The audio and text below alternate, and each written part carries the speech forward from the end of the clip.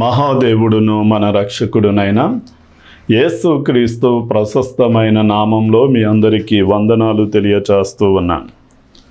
మనం 2వ రాజుల గ్రంథం 20వ అధ్యాయం 5వ వచనాన్ని మనం చదువుకుందాం.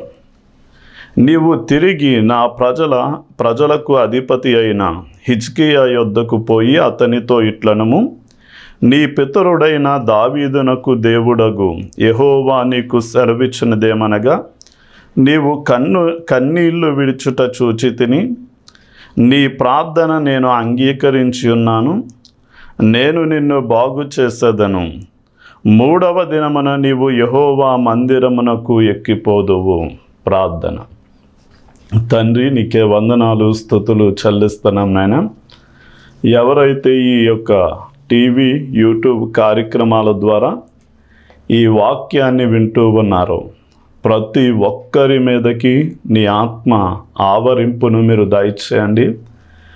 ఈ అంత్య దినములలో అపాయకరమైనటువంటి రోజులలో నీ వాక్యాన్ని శ్రద్ధగా విని నీ మనస్సు చిత్తమును ఎరిగి నీ చిత్తమును భూమి మీద జరిగించి నిన్ను మహిమపరిచేవారిగా సంతోషపరిచేవారిగా ఉండడానికి మీ సంపూర్ణమైన సహాయ సహకారాలు నీ బిడ్డలకు అనుగ్రహించి దీవించమని యేసు నామంలో అడిగి వేడుకుంటున్నాం తండ్రి. Amen, amen. సరే, ఈ రోజున హిజ్కియా అనేటటువంటి రాజు తన కాలు మీద ఒక పుండు వచ్చి, అది షుగరు పుండు వలె, క్యాన్సర్ పుండు వలె మెల్లమెల్లగా శరీరమును, మాంసమును, నరములను, ఎముకను కూడా తినివేస్తూ ప్రాకుతూ ఉన్న సమయంలో తరచూ చాలా నొప్పిని బాధతో హిజ్కియా రాజు బాధపడుతూ తరచూ జ్వరము లాంటిది వచ్చి మంచము పట్టి చాలా అనారోగ్యంతో పడి ఉన్నాడు. ఏ వైద్యుడు కూడా అతనిని బాగు చేయలేకపోయాడు. అలాంటి సమయంలో దేవుడు తన ప్రవక్త అయిన యెషయాని పంపించి, హిజ్కియా, నీవు బ్రతుకుతానని అనుకుంటున్నావేమో, నీవు బ్రతకవు, మరణిస్తావు. కనుక నీ ఇల్లు నీవు చక్కబెట్టుకోమని వర్తమానాన్ని అనుగ్రహించారు. ఇది చెప్పి యెషయా ప్రవక్త వెళుతూ ఉండగా హిజ్కియా గోడ వైపు తిరిగి మోకరించి కన్నీళ్లు విడిచి, నేను నీ కోసం ఎంత భయభక్తులతో జీవించాను, నీతిగా యథార్థంగా నేను జీవించిన జీవితాన్ని జ్ఞాపకం చేసుకుని నన్ను స్వస్థపరచు ప్రభువా అని ప్రార్థన చేసినప్పుడు యెషయా ఇంకా ఆ పట్టణాన్ని దాటక మునిపే దేవుడు మరలా ఒక వర్తమానాన్ని ఇచ్చి తిరిగి పంపించాడు. వెంటనే యెషయా ప్రవక్త తిరిగి హిజ్కియా రాజు దగ్గరికి వచ్చి, హిజ్కియా, నీవు కన్నీళ్లు విడుచుట నేను చూచి తిని నీ ప్రార్థన నేను అంగీకరించి తిని నేను నిన్ను బాగు చేస్తాను. 3వ దినాన నీవు యెహోవా మందిరమునకు ఎక్కి వెళ్తావు అని దేవుడు నీతో ఈ విషయం సెలవివ్వమన్నాడు అని చెప్పాడు. మనం ఈ విషయాలను కనుక చాలా జాగ్రత్తగా గమనిస్తే మానవులుగా మన జీవితాలలో ఎన్నో సమస్యలు మనకి ఎదురవుతూ ఉంటాయి. ఆర్థికపరమైనటువంటి సమస్యలు, అనారోగ్య సమస్యలు, కుటుంబంలో అనేకమైనటువంటి వివాదాలు లాంటి సమస్యలు, అలాగే మనం ఉద్యోగంలో, వ్యాపారంలో, పనులలో అనేక సమస్యలు ఎదురవుతూ ఉంటాయి. కానీ మనందరికీ ఎదురైన దానికంటే అతి పెద్ద సమస్య హిజ్కియా రాజుకి మరణము అనే సమస్య ఎదురుపడింది. మనం మన జీవితంలో ఏ సమస్యలు ఎదురైనా సరే ఆ సమస్యలు మనకి బాధను కలిగించినప్పుడు జీవము కలిగినటువంటి దేవుని వైపు గనక మనం తిరగగలిగితే దేవుడు మన మీద కనికరపడి మనకి తోడుగా ఉండి సమస్త విధములైనటువంటి సమస్యల నుండి మనల్ని విడిపించడానికి సమర్థుడై ఉన్నాడు. దేవుడు వాగ్దానము చేస్తే భూమి ఆకాశమైనా గతించిపోవచ్చేమో, కానీ దేవుని యొక్క మాటలు ఎన్నడూ గతించడము అన్నది అసాధ్యమైన విషయం. మనం ఇది హిజ్కియాకు చేయబడినటువంటి వాగ్దానం. ఏమని? నీవు కన్నీరు విడుచుట నేను చూచి తిని, నీ ప్రార్థన నేను అంగీకరించి తిని, నేను నిన్ను బాగు చేస్తాను, 3వ దినాన నీవు యెహోవా మందిరమునకు ఎక్కిపోతావు అని దేవుడు హిజ్కియాతో వాగ్దానం చేశాడు.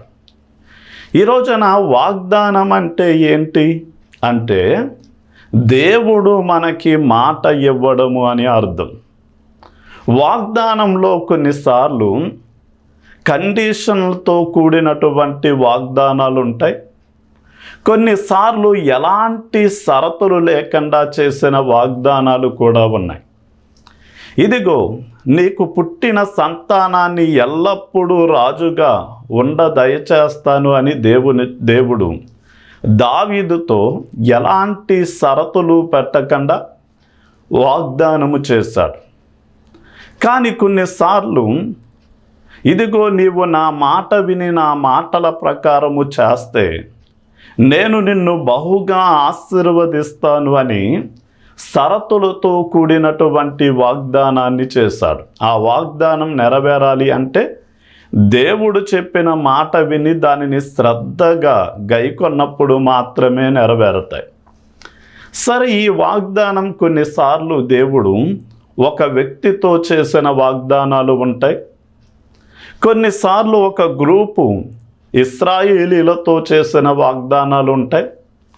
మరి కొన్నిసార్లు మనుషులందరితో చేసినటువంటి వాగ్దానాలు మనకి కనపడతాయి. ఈ రోజున ఒకప్పుడు యేసయ్యను కలిగి లేని మనకి ఎలాంటి నియమ నిబంధనలతో కూడిన వాక్యం మనకి లేదు. భవిష్యత్తులో మేలు జరుగుతుంది అనే నిరీక్షణ లేదు.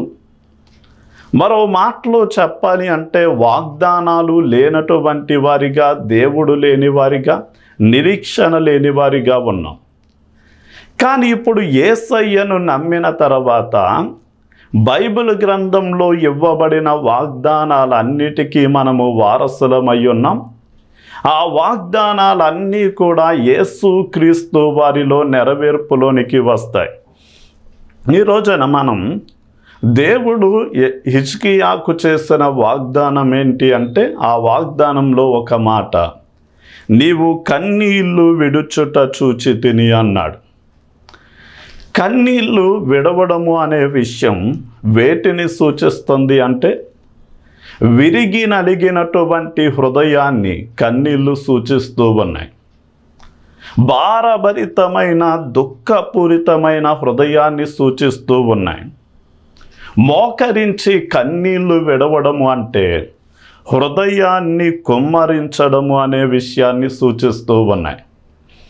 మనం బైబిల్ గ్రంథంలో కన్నీటి ప్రార్థన చేసిన వారిలో స్త్రీలలో మనం ఆలోచన చేస్తే వెంటనే జ్ఞాపకానికి వచ్చేది ఎవరు అంటే హన్నా అనేటటువంటి స్త్రీ మనకు జ్ఞాపకానికి వస్తుంది.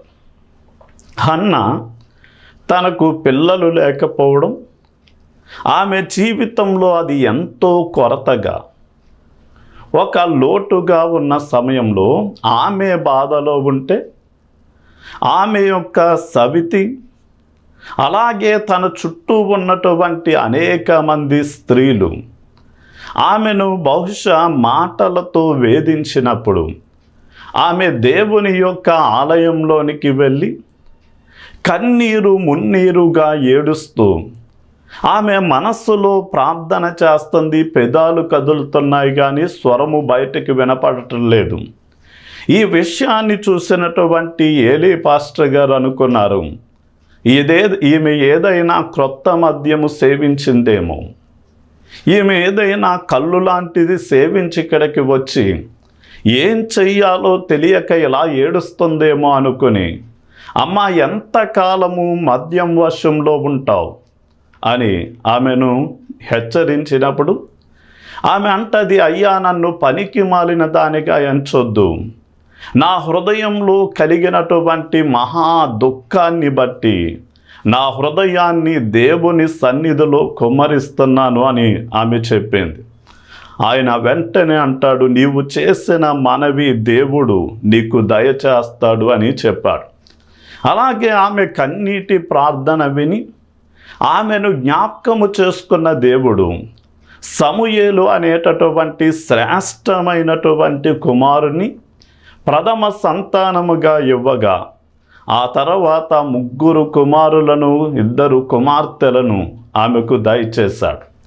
ఆమె మొక్కుబడి చేసుకున్నట్లుగానే సమూయేలును తిరిగి దేవుని సేవకు ఆమె అప్పగించేసింది. ఈ రోజున పిల్లలు దేవుడు అనుగ్రహించేటటువంటి బహుమానం, ఆస్తి గనక దేవుడిచ్చినటువంటి పిల్లలను తిరిగి దేవుని కోసం పెంచడం అనేది ప్రతి దేవుని నమ్మిన తల్లిదండ్రులు తెలుసుకోవలసినటువంటి సత్యమై ఉన్నది. ఈ రోజున పిల్లల్ని కనడం లేకపోవడం ఎంత బాధో మనకి తెలుసు. కానీ అంతకంటే బాధాకరమైన విషయం ఏంటి అంటే, మనం కనినటువంటి పిల్లలు పెరిగి పెద్దవారవుతూ తల్లిదండ్రులకు లోబడకుండా వారు చెడు స్నేహాలకు, చెడు అలవాట్లకు బానిసలై విచ్చలవిడిగా దుర్మార్గులుగా జీవిస్తూ ఉంటే, అలాంటి పిల్లలను చూసినటువంటి తల్లిదండ్రులు పిల్లలు లేకపోవడమే ధన్యత, లేక పిల్లలు ఇలాంటి వారు లేకపోయినా బాగుండేది అని చాలామంది దుఃఖ హృదయంతో నింపబడుతూ ఉన్నారు. ఈ రోజున మనం యేసుక్రీస్తు వారు శిలువ మోయడం చూస్తున్న అనేక మంది యేసయ్యకు కలిగిన శ్రమలను చూసి బోరున విలపిస్తూ ఉండగా యేసయ్య అంటాడమ్మా, నా గురించి ఏడవద్దు, మీ గురించి, మీ పిల్లల గురించి ఏడవండి అని సెలవిచ్చాడు. ఎందుకు అంటే, రక్షించడానికి వచ్చిన యేసయ్యను దారుణమైన మరణానికి అప్పగించినటువంటి ఆ తరపు పిల్లల మీదకి, ఆ తరము పెద్దల మీదకి, వారు కనిన సంతానము మీదకి దేవుని ఉగ్రత శిక్ష రూపంలో రాబోతుంది గనక ఆ ఉగ్రత నుండి వారి పిల్లలు తప్పించబడినట్లు వారి గురించి కన్నీరు కాచమని యేసయ్య సెలవిచ్చాడు. ఈ రోజున యేసయ్య మనకి రక్షణను సిద్ధము చేస్తే, ఆ పవిత్రపరిచే రక్తాన్ని ఎవరైతే కాళ్ళతో త్రొక్కుతూ ఉన్నారో లేక వద్దని నెట్టివేస్తూ ఉన్నారో, అలాంటి యొక్క చెడిపోయిన తరము మీదకి ఎవరైతే చెడు స్నేహాలకు, చెడు అలవాట్లకు బానిసలైపోయారో వారు ఎవ్వరూ దేవుని కృపకు పాత్రులు కాదు. దేవుని యొక్క ఉగ్రత వారి కోసం కాసుకుని కూర్చుంది గనక వారి యొక్క రక్షణ గురించి ప్రతి తల్లి తండ్రి కూడా కన్నీరు కాచి ప్రార్థన చేయాలి. ఒక భక్తుడు అంటాడు, నా తల్లి కాచిన కన్నీటిలో నేను దేవుని సింహాసనం యొద్దకు కొట్టుకొచ్చాను అని. ఈ రోజున మన పిల్లలు దేవుని ఉగ్రతకు గురి కాకుండా వారు రక్షింపబడాలి అని మనమందరము కూడా ప్రార్థన చేసేవారిగా ఉండాలి.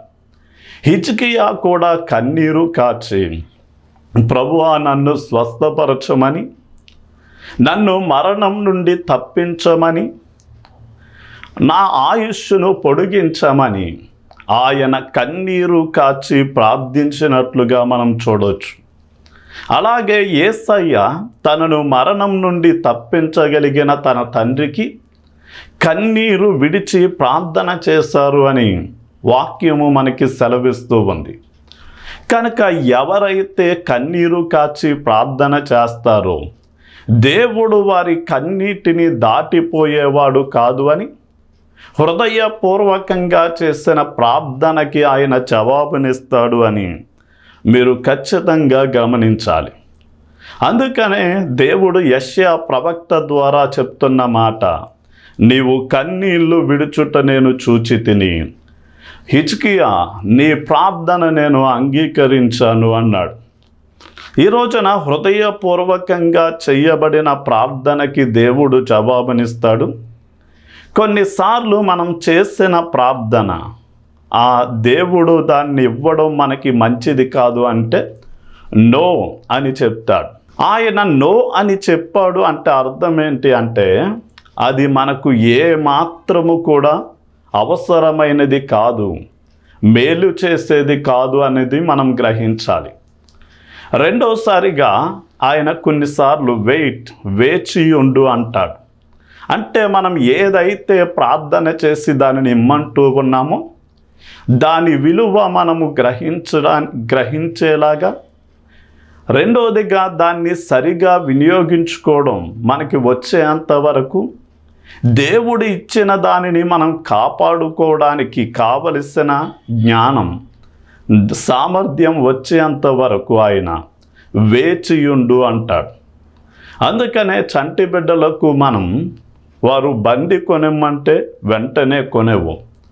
ఎందుకంటే దానిని సరిగా వినియోగించుకోగలిగినటువంటి జ్ఞానం సామర్థ్యం వారికి వచ్చేంత వరకు వేచి ఉండమన్నట్లుగానే దేవుడు కూడా కొన్నిసార్లు మనల్ని వేచి ఉండమంటాడు. కొన్నిసార్లు మనం చేసిన ప్రార్థనలకి వెంటనే ఎస్ అని సమాధానం ఇస్తాడు. అందుకనే హిజ్కియా గోడ వైపు తిరిగి కన్నీళ్లు విడిచిన వెంటనే దేవుడు వెళ్ళిపోతున్న యెషయా ప్రవక్తతో వెంటనే ప్రార్థనకి జవాబునిచ్చాడు. ఈ రోజున ఎలాంటి ప్రార్థన దేవుడు అంగీకరిస్తాడు అంటే విశ్వాస సహితమైన ప్రార్థన దేవుడు అంగీకరిస్తాడు. అందుకనే నీవు ప్రార్థన చేయు ప్రతిసారి నీవు చేసిన ప్రార్థనకి ప్రతిఫలం పొందుకున్నావు అని నమ్మగలిగితే, నీవు సందేహం లేనటువంటి అలాంటి నమ్మిక విశ్వాసంతో ప్రార్థన చేసినప్పుడు ఖచ్చితముగా నీ ప్రార్థనకి జవాబునొస్తుంది. రెండవదిగా ఆయన నీతిమంతుల ప్రార్థన నేను అంగీకరిస్తాను అని ఆయన సెలవిచ్చారు. అంటే నీతిమంతుల విన్నపాలు హృదయపూర్వకమైనవై బహుబలమైనవై ఉంటాయి అని సెలవిచ్చాడు. అందుకనే హిజ్కియా కూడా ఏమని ప్రార్థన చేశాడు అంటే, నేను ఎంత నీతి న్యాయాలతో నీ ఎదుట నేను ప్రవర్తించానో ఒక్కసారి జ్ఞాపకం చేసుకో ప్రభువా అని అతడు ప్రార్థన చేశాడు. ఈ రోజున మనము కూడా నీతి న్యాయాలను గైకుంటూ దేవుని దృష్టిలో నీతిమంతులుగా ఉంటే ఆయన కన్నులు మనల్ని చూస్తాయి. ఆయన యొక్క చెవులు నీతిమంతుల ప్రార్థనల వైపు ఉన్నాయి గనక నీతిమంతులు చేసే ప్రార్థనకి జవాబును దేవుడు దయచేస్తాడు.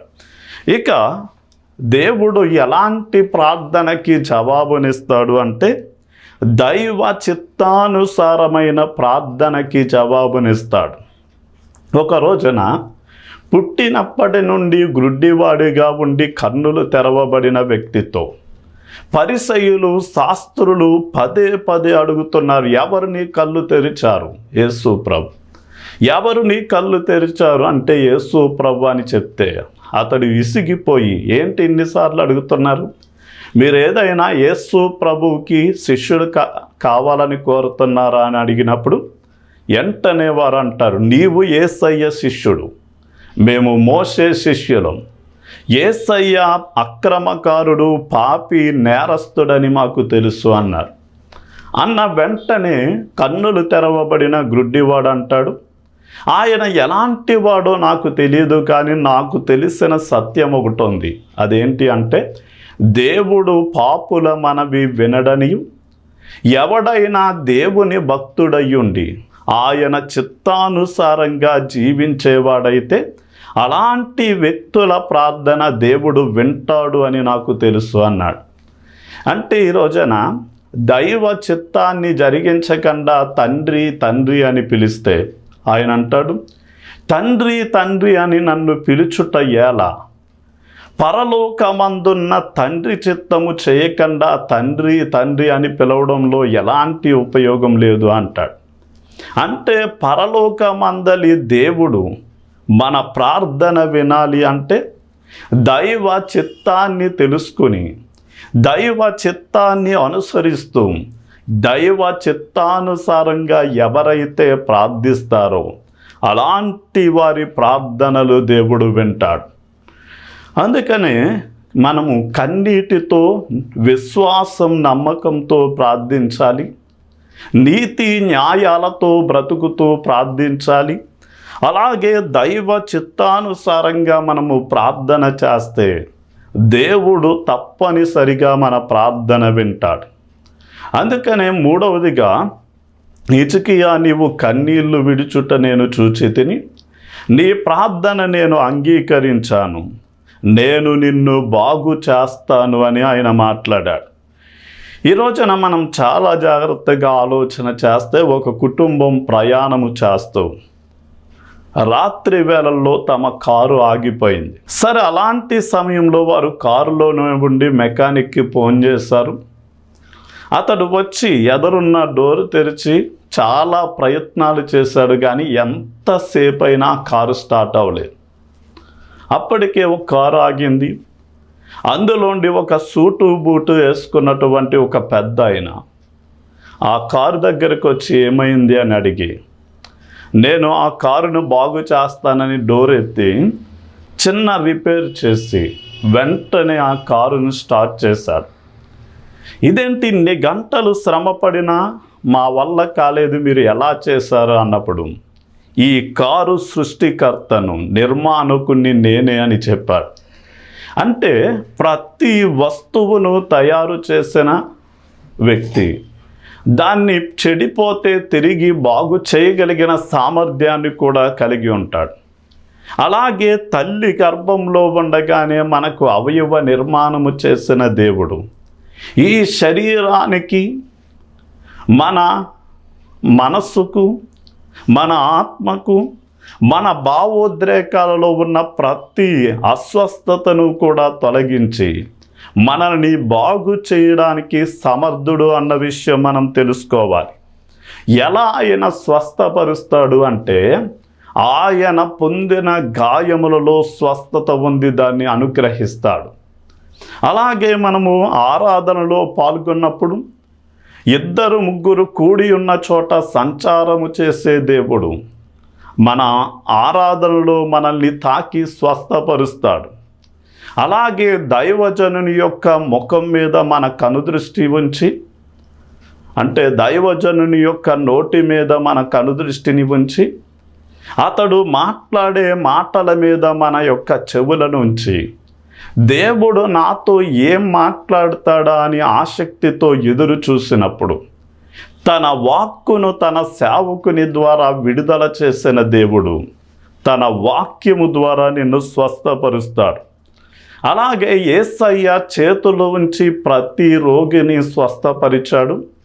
అదే అధికారం తన శిష్యులకు ఇచ్చాడు. అలాగే తన సేవకుడు రోగుల మీద చేతులు ఉంచినప్పుడు రోగులను ఆయన స్వస్థపరుస్తాడు.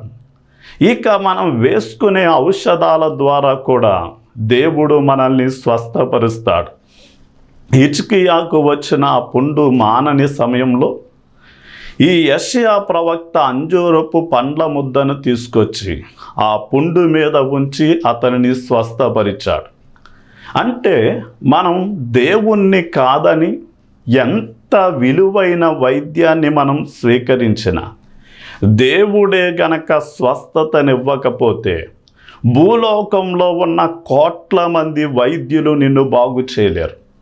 కానీ దేవుడే నిన్ను స్వస్థపరచాలి అని నిర్ణయించినప్పుడు నీవు సాధారణమైన కొట్లో దొరికే, మెడికల్ షాపులో దొరికే చిన్నపాటి బిళ్ళను తీసుకుని ప్రార్థన చేసుకుని మీరు వేసుకోగలిగితే దేవుడు ఖచ్చితంగా మిమ్మల్ని స్వస్థపరుస్తాడు. అందుకనే హిజ్కియా నీ కన్నీళ్లు విడుచుట చూచి తిని, నీ ప్రార్థన నేను అంగీకరించి తిని, నేను నిన్ను బాగు చేసేదను అన్నాడు. అంటే హిజ్కియాకు 3 రకాలైనటువంటి ఆశీర్వాదం దొరికింది. కన్నీటితో విత్తువాడు ఆనంద గానములతో పంట కోయును అని సెలవిచ్చినట్లుగా అతడు కన్నీరు కార్చి ప్రార్థన చేసినప్పుడు దేవుడు తనకు శక్తినిచ్చాడు. ఎందుకు అంటే 3వ రోజున మంచం మీద నుండి లేచి దేవుని మందిరానికి వెళ్ళడానికి శక్తినిచ్చాడు. ఇక రెండవదిగా 15 సంవత్సరాల ఆయుష్ను అతనికి ఇచ్చాడు. మూడవదిగా తన మీదకి వచ్చిన అష్షూరు రాజ్యం అనే శత్రువుల నుండి నేను నిన్ను రక్షిస్తాను అన్నాడు. ఈ రోజున దేవుడు మనకి శక్తినిచ్చిన, ఆయుష్నిచ్చిన, మనకి రక్షణ శత్రువుల చేతి నుండి దయచేసిన, ఇవన్నీ ఎందుకు దయచేస్తాడు అంటే మనము దేవునితో దేవుని మందిరంలో ఉంటాము అని. మనం కీర్తనల గ్రంథం 27వ కీర్తన 4వ వచనంలో అంటాడు, నేను యెహోవా యొద్ద ఒక వరం అడిగి తిని అన్నాడు. ఎందుకు అంటే దేవుని ప్రసన్నతను చూచుటకు, ఆయన ఆలయంలో ధ్యానించుటకు, చిరకాలము నేను యెహోవా మందిరంలో నివసింపగోరుచున్నాను అన్నాడు. అందుకనే దేవుడు నీకిచ్చిన ప్రతి అవకాశం, నీకిచ్చిన సమయం, నీకిచ్చినటువంటి బలం, నీకిచ్చినటువంటి ఆయుష్, ఇవన్నీ దేవుని కోసం ఖర్చు పెట్టడానికి ఇచ్చాడు గనక దేవుని మందిరాన్ని మర్చిపోకూడదని చెప్తూ నా మాటల్ని ముగిస్తున్నాను. ప్రార్థన. తండ్రి, నీకే వందనాలు, స్తుతులు చెల్లిస్తున్నా. ఎవరైతే ఈ మాటలు వింటూ ఉన్నారో వాగ్దానముగా తీసుకొని కన్నీటితో వారి అవసరాలను నీ యొద్దకు తెచ్చినప్పుడు వారి ప్రార్థన మీరు అంగీకరించి వారిని బాగు చేయండి, వారిని లేవనెత్తండి, వారి ప్రతి సమస్యకు పరిష్కారం చూపి మీరు దీవించండి. ఈ ప్రార్థన వారికి ఆశీర్వాదకరంగా ఉంచి దీవించమని యేసు నామంలో అడిగి వేడుకుంటున్నాం తండ్రి. ఆమేన్. దేవుని పనిని మీరు చేయండి, దేవుడు మీ పనిని చేస్తారు. దేవుని మందిరాన్ని మీరు కట్టండి, దేవుడు మీ ఇంటిని కడతాడు. దేవుని సేవలో ఉన్న అవసరాలను మీరు తీర్చండి, దేవుడు మీ అవసరాలను తీరుస్తాడు. వాయిస్ ఆఫ్ జీసస్ సేవ్స్ అనే ఈ భారభరితమైన టీవీ పరిచర్య యేసు క్రీస్తు వారి రాకడ వరకు కొనసాగునట్లు మీ వంతుగా స్పాన్సర్ చేయవలసిందిగా కోరుతూ ఉన్నా. నెలకి 2,000 రూపాయలు, 3 నెలలకి 6,000 రూపాయలు, 6 నెలలకి 12,000 రూపాయలు ఖర్చు అవుతుంది. దేవుడు మిమ్మల్ని ప్రేరేపిస్తే మీరు మా పరిచర్యకు సపోర్ట్ చేయవలసిందిగా కోరుతూ ఉన్నాం. అత్తిలిలో ప్రేయర్ రూమ్ నిర్మాణం చేయాలని ఆశిస్తూ ఉన్నాం. దీనికి దాదాపుగా 50,000 రూపాయలు ఖర్చు అవుతుంది. కనుక దేవుడు మిమ్మల్ని ప్రేరేపిస్తే గనక ఈ ప్రేయర్ రూమ్ నిర్మాణం కోసం మీరు సహకరిస్తే మీ కుటుంబం, మీరు చేసే ఉద్యోగం, వ్యాపారం, అన్ని ప్రయత్నాల్లో మీకు జయం కలగాలని ప్రార్థిస్తాం. రైలింగ్లో ప్రస్తుతం ఉన్న చిన్న మందిరం వచ్చిన విశ్వాసులకు సరిపోవటం లేదు. ఒక పెద్ద స్థలాన్ని తీసుకోవాలని ఆశపడుతూ ఉన్నాం. అయితే గజం 5,000 రూపాయల రేట్లో ఉంది. మీ వంతుగా దేవుడు మిమ్మల్ని ప్రేరేపిస్తే కొన్ని గజాల స్థలానికి మీరు స్పాన్సర్ చేయవలసిందిగా కోరుతూ ఉన్నాం.